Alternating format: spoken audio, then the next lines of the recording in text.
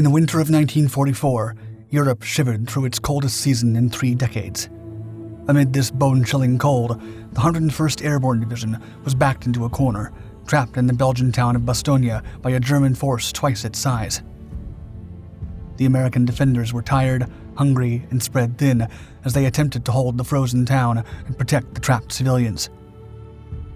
On the northeastern outskirts of Bastogne, Easy Company struggled to maintain their position, despite losing more men to frostbite and despair than enemy fire. Germany's last-ditch Ardennes Offensive caught the Allies off guard, a feat they never imagined the battered Wehrmacht could pull off at that stage of the war. Now, the German forces threatened to destroy the trapped 101st Airborne Division. Aware of the dire straits the American troops were in, General Heinrich Freiherr von Lüttwitz boldly issued an ultimatum to Bastogne Garrison commander General Anthony McAuliffe: surrender or face annihilation. The defiant response enraged the Germans and sparked a much-needed surge in morale among the beleaguered American soldiers, who would now rally to make a heroic stand against Germany's fierce final offensive.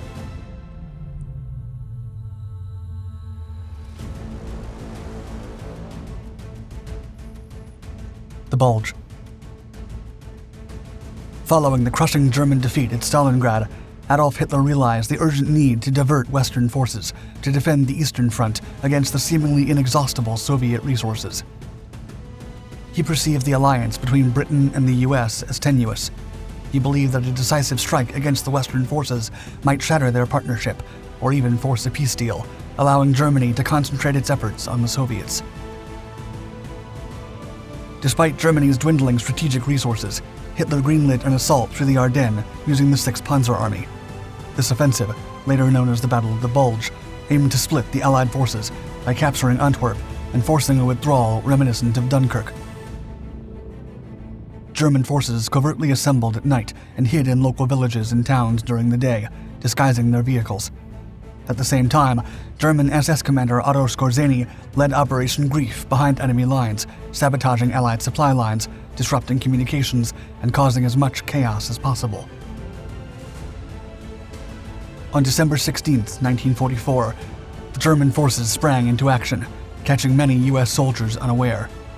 Sepp Dietrich's 6th Panzer Army launched a fierce and sudden assault on US positions, while Hasso von Manteuffel's 5th Panzer Army crossed the Sauer River, catching the Americans off guard. As the German forces advanced, they achieved several victories. However, the offensive proved costly, with Allied mines taking a heavy toll on German tanks and weather conditions grounding their air support. In response, General Dwight Eisenhower called up reserves, deploying the 101st and 82nd Airborne Divisions to Bastogne. The Germans were eventually halted at the Meuse River. Nevertheless, Bastogne was besieged entirely on December 21st, with the 101st Airborne Division grappling against the ever-increasing number of attackers encircling the city. With the threat of the 101st Airborne's annihilation at Bastogne, General Patton's 4th Armored Division raced to relieve the beleaguered Americans before they succumbed to the relentless onslaught. Surrounded. Confident US commanders deemed Germany incapable of mounting a large-scale attack. They were utterly surprised when the Ardennes Offensive began on December 16, 1944. Nonetheless, the Germans had to act fast to reach Antwerp before the Allies could regroup and leverage their superior air power.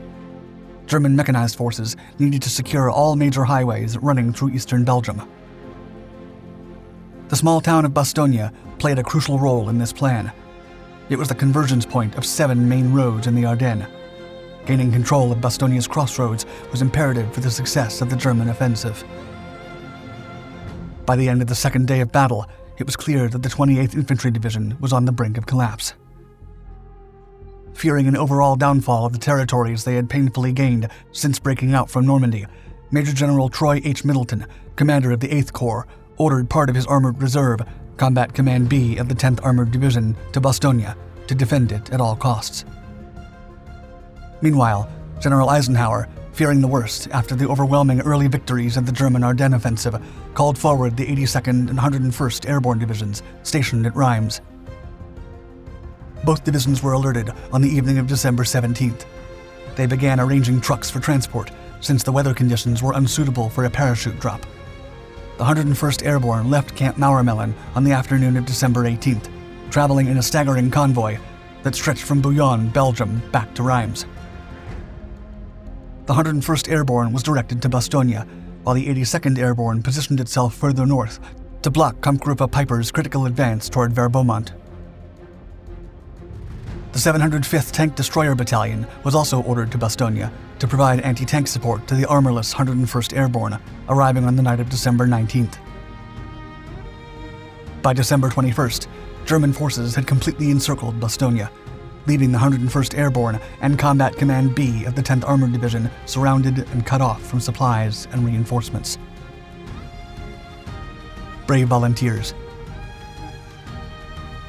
Inside the perimeter, conditions were harsh, with most medical supplies and personnel captured.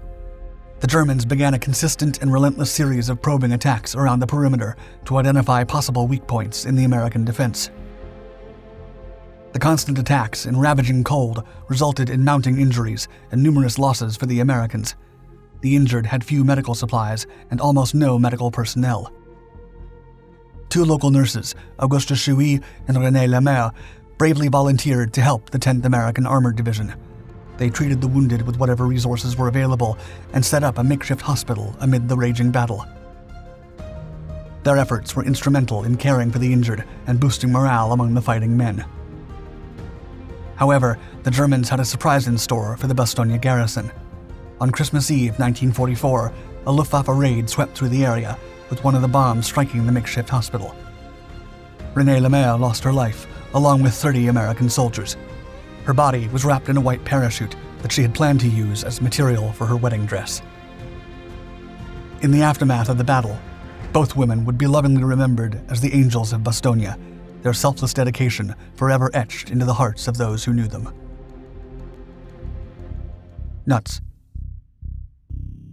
Frustrated by the stalemate in Bastogne, General Lüttwitz, who commanded the forces surrounding the town, ordered a concentric attack on the entire perimeter on December 22nd. Although the Germans managed to capture roads and villages through coordinated skirmishes, they were met with American counterattacks and pushback. With the Ardennes Offensive losing momentum and Lüttwitz's forces stretched thin regarding supplies and manpower, he knew he couldn't destroy the 101st Airborne Division. Lüttwitz decided to bluff the Americans into surrendering by issuing an ultimatum: surrender within 2 hours or face annihilation. Brigadier General Anthony McAuliffe received the message and responded with a single defiant word, quote, "Nuts." The story of McAuliffe's defiant refusal considerably boosted morale within the American ranks.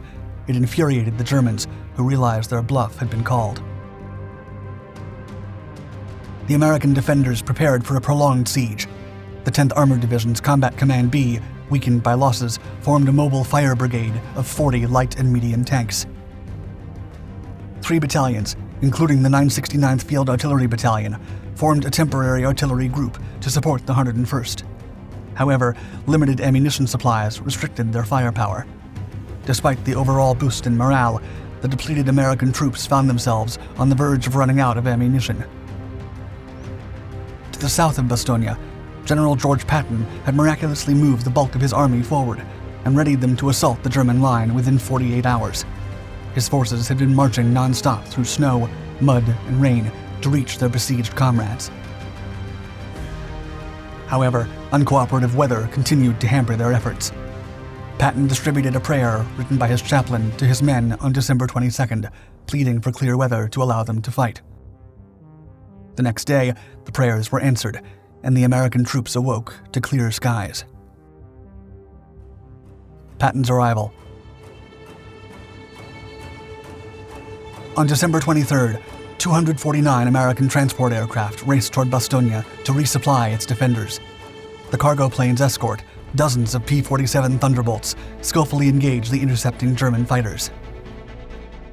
Despite German flak fire and Luftwaffe interceptors, only 7 cargo planes were shot down.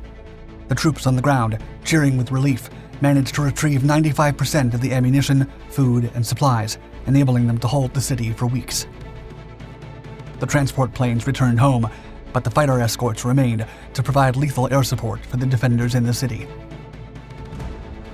From then on, the U.S. asserted its air supremacy over the region, pounding the already weakened besiegers and stifling nearly all German attempts to rain artillery fire on Bastogne. Lacking sufficient manpower and supplies, the Germans launched one desperate attack after another, only to see their assaults crumble against the now resupplied American troops. With the weather in their favor and the assistance of U.S. air support, on December 26th, Patton's tanks finally broke through the German blockade, led by a barrage of artillery fire and napalm. Cobra King, a battle-hardened Sherman tank, was the first vehicle to break through the siege. With the siege lifted and the Ardennes Offensive crippled, Germany's last major operation in World War II was stopped, another pivotal moment in the eventual Allied victory. But holding Bastogne had come at a cost. From December 19, 1944 to January 6, 1945, the 101st Airborne Division suffered 341 casualties, 1,691 wounded, and 516 missing in action. Owing to their crucial role in defending the strategic crossroads town during the Battle of the Bulge, several regiments within the 101st earned the nickname the Battered Bastards of Bastogne. Their unwavering determination and tenacity under extreme conditions remains a testament to the resilience of the American soldiers in one of the most challenging battles of World War II.